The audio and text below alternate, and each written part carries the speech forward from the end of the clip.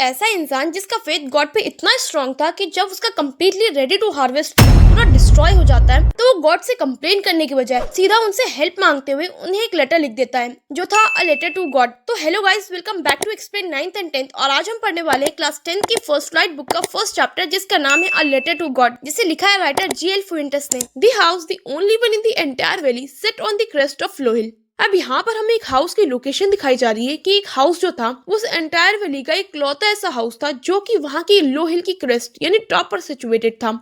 From this height, one could see the river, the field of ripe corn dotted with flowers that always promised a good harvest. अब इस height से हम क्या क्या देख सकते थे? एक रिवर देख सकते थे, एक राइप कॉर्न फील्ड यानी एक पके हुए भुट्टो का खेत देख सकते थे जिसमें कि ऑलरेडी फ्लावर्स आ चुके थे, जो कि ये प्रॉमिस कर रहे थे कि इस बार की जो हार्वेस्ट है वो बहुत अच्छी हुई है। The only thing the earth needed was a downpour or at least a shower. अब इस हार्वेस्ट को और अच्छी करने के लिए जो चीज अर्थ को चाहिए थी वो थी एक डाउनपोर यानी एक हैवी रेनफॉल या एटलीस्ट अ शावर यानी एक मिल रेनफॉल तो चाहिए थी। Throughout the morning, Lencho, who knows his field intimately, has done nothing else but see the sky towards the northeast. अब यहाँ से हमें पता चलता है कि जो फील्ड था वो किसका था? लेंचो का था।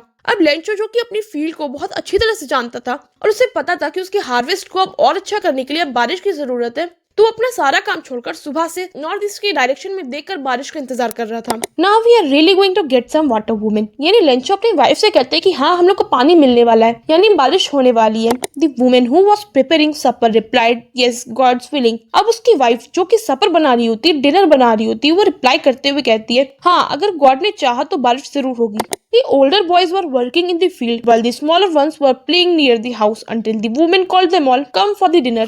यानी लेंचो के जो बड़े लड़के होते हैं वो फील्ड्स में काम कर रहे होते हैं, वहीं जो लेंचो के छोटे लड़के होते हैं वो घर के पास ही खेल रहे होते हैं जब तक कि उनकी मदर यानी लेंचो की वाइफ उनको आवाज देकर डिनर के लिए नहीं बुलाती। It was during the meal that just as Lencho has predicted, big drops of rain began to fall. अब जैसा कि लेंचो ने प्रेडिक्ट किया था ठीक वैसा ही हुआ। मील टाइम पर यानी डिनर टाइम पर बारिश की बड़ी बड़ी बूंदें गिरना स्टार्ट हो गई। In the north east huge mountains of clouds could be seen approaching. The air was fresh and sweet. अब नॉर्थ ईस्ट की डायरेक्शन से ह्यूज माउंटेन्स ऑफ क्लाउड यानी घने बादल आते हुए दिखाई दे रहे थे। The air was fresh and sweet यानी हवा कैसी थी? फ्रेश और रिफ्रेशिंग सी थी। The man went out for no other reason than to have the pleasure of feeling the rain on his body and when he return he exclaimed. अब बारिश को देखकर लेंचो बहुत ही खुश हो गया था और वो बारिश को एंजॉय करने के लिए घर से बाहर निकला। जब वो घर लौटता है तो बहुत खुश होकर कहता है These aren't the raindrops falling from the sky. They are new coins. The big ones are 10 cent pieces and little ones are 5. वो कहता है कि जो बारिश की बूंदें आसमान से गिर रही हैं वो रेन ड्रॉप्स नहीं है बल्कि ये न्यू कॉइन्स है। ये जो बड़ी बूंदें वो 10 सेंट पीसेस है और ये जो छोटी वाली बूंदें है वो 5 सेंट पीसेस है। With a satisfied expression, he regarded the field of ripe corn with the flowers dropped in the carton of rain. अब जैसा कि लेंचो ने चाहा था ठीक वैसा ही हो रहा था, तो लेंचो भी बहुत ही सेटिस्फाइड एक्सप्रेशन के साथ अपने राइप कॉर्न फील्ड जिसमें कि फ्लावर्स आ चुके थे उनमें बारिश होता हुआ देख रहा था। But suddenly a strong wind began to blow and along with the rain very large hailstones began to fall. अब अचानक से होता क्या है कि स्ट्रॉन्ग विंड्स यानी तेज हवाएं चलने लगती हैं और बारिश के साथ हेल स्टोन्स यानी ओले भी पड़ने लगते हैं। These truly did resemble the new coins. The boys, exposing themselves to the rain, ran out to collect the frozen pearls. यानी अब ये जो ओले गिर रहे थे वो सचमुच में एक सिल्वर कॉइन को रिसेंबल कर रहे थे, यानी वो सचमुच में एक सिल्वर कॉइन जितने हैवी थे। The boys, exposing themselves to the rain, ran out to collect the frozen pearls. अब जैसे नॉर्मली छोटे बच्चे जब ओले गिरते हैं तो उन्हें कलेक्ट करने लगते हैं, ठीक वैसे ही लेंचो के भी जो छोटे लड़के थे वो उन फ्रोजन पर्ल्स यानी उन ओलों को कलेक्ट करने लगते हैं। It is really getting bad now, exclaimed the man. I hope it passes quickly. अब ओले जो थे वो लेंचो की फील्ड के लिए बहुत ही हार्मफुल थे, तो लेंचो बहुत ही टेंशन में आ जाता है और कहता है it is really getting bad now, यानी अभी जो हो रहा है वो बहुत ही बुरा हो रहा है। And I hope it passes quickly, और वो होप करते कि ओले गिरना जल्दी बंद हो जाए। It didn't pass quickly. For hours, the hail rained on the house, the gardens, the hillside, the cornfield, and the whole valley. The field was white as if covered with the salt. लेकिन ये जो hello storm था वो बिल्कुल भी जल्दी बंद नहीं होता। घंटों तक हेल स्टोन्स गिरते हैं। सारी वैली पर, गार्डन्स पर, हिल साइड्स पर, कॉर्नफील्ड पर सब कुछ पूरा व्हाइट हो चुका था, मानो किसी ने इस पूरी वैली को सॉल्ट से कवर कर दिया हो। Not a leaf remained on the tree. Corn was totally destroyed. The flowers were gone from the plant. यानी जब हेल स्टॉर्म पूरा चला जाता है तो लेंचो अपने घर से बाहर आकर देखता है तो वो देखता है कि उसका सब कुछ पूरा डिस्ट्रॉय हो चुका है। ट्रीज पर एक भी पत्ता नहीं बचा, उसका कॉर्नफील्ड पूरा खत्म हो गया और सारे फ्लावर्स जो कि गुड हार्वेस्ट प्रॉमिस कर रहे थे वो भी खत्म हो गए थे। लेंचो's soul was filled with sadness when the storm had passed. He stood in the middle of the field and said to his son, यानी जब स्टॉर्म पूरा चला जाता है तो वो अपनी फील्ड को पूरा डिस्ट्रॉयड देखकर बहुत ही दुखी हो जाता है और अपने लड़कों से कहता है, A plague of locusts would have left more than this, the hail have left nothing. A plague of locust यानी लोकस्ट का ग्रुप। लोकस्ट एक टाइप का इंसेक्ट है जो कि जब किसी फील्ड पर जाता है तो उस फील्ड को वो पूरी तरह से डिस्ट्रॉय कर देता है। तो लेंचो कह रहा था कि अब प्लेग ऑफ लोकस्ट यानी लोकस्ट का ग्रुप भी इससे ज्यादा छोड़ देता क्योंकि हेल स्टॉर्म ने कुछ भी नहीं छोड़ा, सब कुछ पूरी तरह से डिस्ट्रॉय कर दिया था।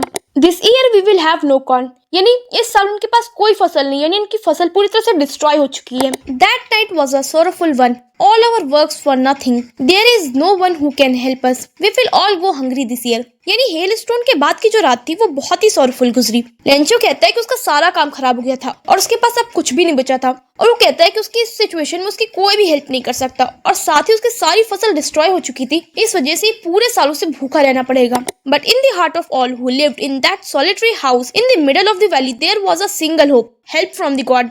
अब उस सॉलिटरी हाउस में जितने भी लोग रहते थे, यानी जितने भी लोग लेंचो की फैमिली में थे, उनके पास अब एक ही होप रह गई थी, help from the God. Don't be so upset even though it seems like a total loss, remember no one dies of hunger, that's what they say, no one dies of hunger. अब क्योंकि Lencho की family इस पूरे loss से बहुत ही upset थी, बहुत ही दुखी थी, तो लेंचो अपनी फैमिली से कहता है कि डोंट बी सो अपसेट, बिल्कुल भी दुखी मत हो। भले ही ऐसा लगता है कि हमारा बहुत बड़ा लॉस हुआ है, लेकिन ये चीज हमेशा याद रखो कि कभी भी कोई हंगर से नहीं मरता, कभी भी कोई भूखे नहीं मरता।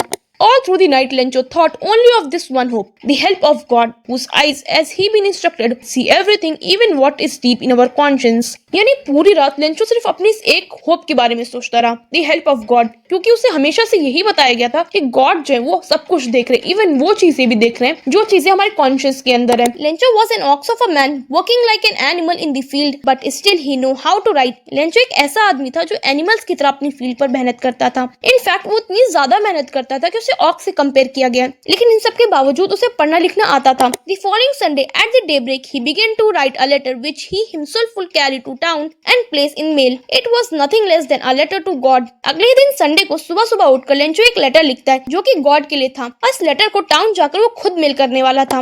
God, he wrote, if you don't help me, my family and I will go hungry this year. I need 100 pesos in order to sow my field again and to live until the crop comes because the hailstorm and so on. इस letter में Lencho लिखता है, God अगर आपने मेरी help नहीं की तो इस साल मैं और मेरी फैमिली भूखे रह जाएंगे। वो लिखता है कि मुझे 100 पेसोस की नीड है अपनी फील्ड को दोबारा से सो करने के लिए और जब तक कि कोई नई फसल नहीं आ जाती तब तक कि जिंदा रहने के लिए, क्योंकि उस हेलस्टॉर्म की वजह से उसकी पूरी फील्ड, उसका पूरा हार्वेस्ट डिस्ट्रॉय हो चुका था।